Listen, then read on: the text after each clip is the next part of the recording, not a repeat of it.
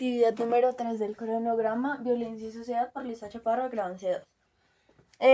La actividad se basa en una exposición de 10 minutos sobre el tema de la masacre de las bananeras, que pues inicia aquí. La masacre de las bananeras fue la matanza de los trabajadores de United Fruit Company, que se produjo entre el 5 y el 6 de diciembre de 1928 en Ciénaga, Magdalena, en un municipio. Un número pues indefinido de trabajadores murieron, se cree que alrededor de 25.000, después de que el gobierno de Miguel Abadía Méndez decidió poner fin a una huelga de un mes organizada por el sindicato de los trabajadores que buscaban garantizar mejores condiciones de trabajo. El gobierno de los Estados Unidos, que era el propietario de aquella compañía, había amenazado pues con invadir a Colombia a través de su cuerpo de marines. Si el gobierno colombiano pues no actuaba para proteger los intereses de la United Fruit Company. Los líderes de la huelga de los trabajadores en las plantaciones bananeras de izquierda a derecha son Pedro del Río, Bernardino Guerrero, Raúl Eduardo Maecha, Nicanor Serranos y Erasmo Coronel. Los perpetradores pues fueron United Fruit Company y el Ejército Nacional de Colombia. La cifra de víctimas estuvo entre 1.800 trabajadores y 100 heridos. El 28 de noviembre de 1928 pues estalló una gran huelga en la zona bananera de Ciénaga, pues que fue masiva y nunca se había visto en el mundo. Más de 25.000 trabajadores, ahora sí, de las plantaciones se negaron a cortar los bananos producidos por la United Fruit Company y por productores nacionales bajo contrato con la compañía. Pues a pesar de tal presión, la United Fruit Company y sus trabajadores no lograron como un acuerdo colectivo. La huelga terminó con un baño de sangre en la noche del 5 de diciembre porque soldados colombianos dispararon sobre una reunión pacífica de miles de huelguistas, matando e hiriendo a muchos.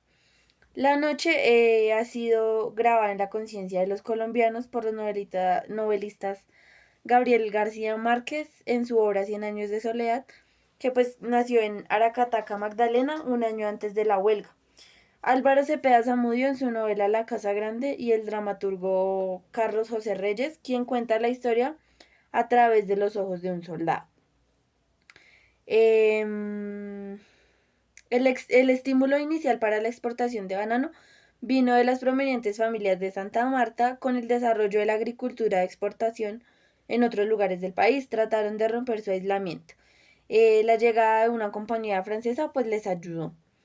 En 1881, un grupo de notables samarios obtuvo una autorización para construir como un ferrocarril de Santa Marta al río Magdalena, y en 1887 iniciaron un plan para mejorar el puerto. ¿Qué otra cosa? Durante las primeras 3 décadas del siglo XX, la industria del banano se expandió rápidamente y la United Fruit Company no solo desarrolló sus operaciones en los países mencionados, sino también pues Honduras, Guatemala, Jamaica, Cuba y República Dominicana.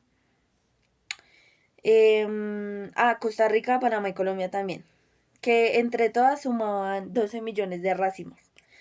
Para 1930 poseía 1.383.485 hectáreas de terreno, de las cuales 76.612 estaban dedicadas al banano. Habían construido 2.434 kilómetros de ferrocarril y poseían 90 barcos de vapor, conocidos como la Flota Blanca o la Gran Flota Blanca, que transportaban bananos a Norteamérica y pues a Europa. Y para coordinar su vasto imperio, la compañía había tenido 5.363 kilómetros de cables telegráficos y construido 24 estaciones de radio. Se había convertido pues en la más grande fuente de empleo en el Caribe, con una fuerza laboral de 150.000 personas, y las exportaciones de banano llegaron a los 65 millones de racimos al año. Los obreros. La United Fruit Company necesitaba obreros para construir los ferrocarriles y obviamente los canales de riego, para limpiar el terreno, para sembrar el banano, obviamente para recolectar la cosecha y obviamente para cargar los barcos. Entonces, pues en los primeros años la mano de obra fue muy escasa y la decisión de la United Fruit Company de ofrecer salarios altos, hasta el doble de lo pagado por los hacendados del interior, reflejó la necesidad de atraer fuerza laboral. Pues esos incentivos fueron exitosos durante las primeras 3 décadas del siglo XX, porque miles de personas llegaron a Santa Marta. La mayoría, los primeritos que llegaron fueron soldados liberales de la Guerra de los Mil Días, junto con sus generales que pues se establecieron en la zona una vez terminada la guerra. Indígenas de La Guajira, indígenas de la Sierra Nevada de Santa Marta se sumaron a la fuerza obrera de las plantaciones. Y después más gente llegó del occidente, de los departamentos de Atlántico y Bolívar, aunque pues la mayoría de los trabajadores eran de la costa atlántica colombiana y una porción alta de mestizos del interior, más que todo pues los santandereanos.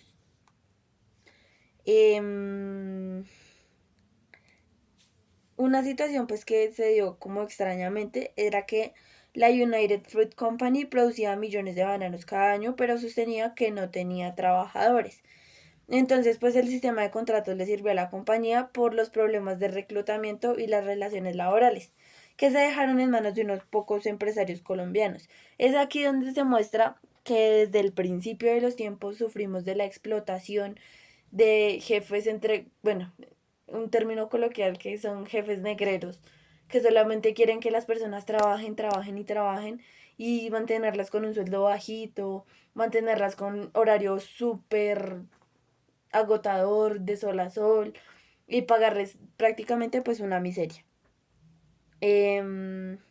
Los colonos también, que pues aunque muchos emigrantes se convirtieron en proletarios rurales, otros no estaban tan ansiosos de trabajar por un salario. Escogieron en cambio convertirse en campesinos en las tierras baldías de la región. Reclamaron pues pequeñas áreas que por su distancia del tren, su falta de riego, sus tierras fértiles no habían sido como incorporadas aún. Eran gente pobre pero pues independientes. Mientras en los primeros años los colonos producían lo necesario para su subsistencia, con el desarrollo de la economía bananera, comenzaron a vender excedentes en el mercado regional creado por el gran flujo de gente, que pues fuera de suministrar alimentos llenan otro papel económico vital para la economía de la exportación, que es proporcionar a las plantaciones trabajo de reserva barato. Las cuadrillas contratadas por la United Fruit Company frecuentemente pues incluían a miembros de familias campesinas, así como obreros sin tierra, gente totalmente desamparada por los demás. La mayoría de los que lograron mantenerse pues en sus tierras no eran invulnerables a la expansiva economía bananera. Los canales que construyó la United Fruit Company rodeaban algunas comunidades de campesinos, pues aislando de los mercados locales. Además, pues al cambiar los cauces de los ríos para el riego, la compañía agravó los problemas de sequía en las tierras sin riego y de inundaciones durante la época de lluvias.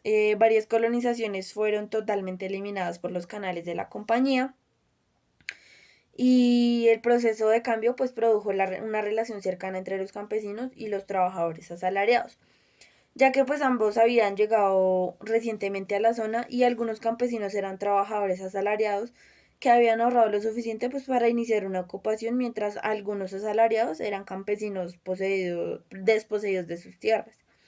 Sin embargo, pues mucha gente rural de Santa Marta rehusaba a identificarse como uno u otro.